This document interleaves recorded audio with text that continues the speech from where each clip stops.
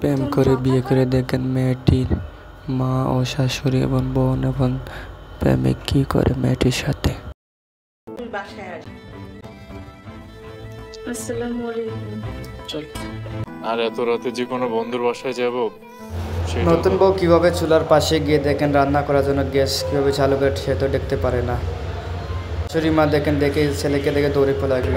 খানা খেতে গিয়ে ওরা কি দেখেন, ও নিজে নিজে চিন্তা করতেছে বউয়ের উপর অত্যাচার করে কেন।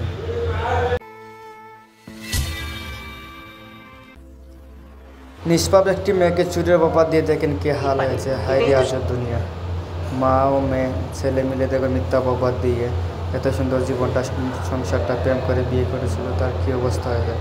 পুরো নাটকটি কন্টিনিউ করবেন, সবাইকে কমেন্ট করে যাবেন।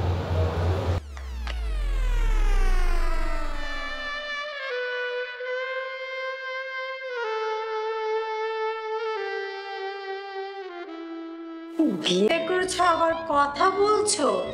যাও, যেখানে যাচ্ছ সেখানে যাও। আমি তো এসেছি ভাবির সাথে। কাপড় ময়লা হয়ে আছে, একটু ধুয়ে দাও না প্লিজ ভাবি। এত ঢং মুঠি ধরে ঝাঁকিয়ে বল। আহ খালামণি, সবাইকে একরকম করলে চলবে? এক একজন এক এক। তুমি আদর করে করে লবণ মাখিয়ে দিও। আমি তো এটাই চাইতেছি, আমি আদর করে মশলা মাখাবো। তুই কি মনে করেছিস? হ্যাঁ, আমার ছেলেকে বিয়ে করেছিস না, আমার মান সম্মান সব নষ্ট করেছিস তুই। কালকে আমার বুয়া আসতেছে, আমি এখন দাঁড়িয়ে আছিস কেন?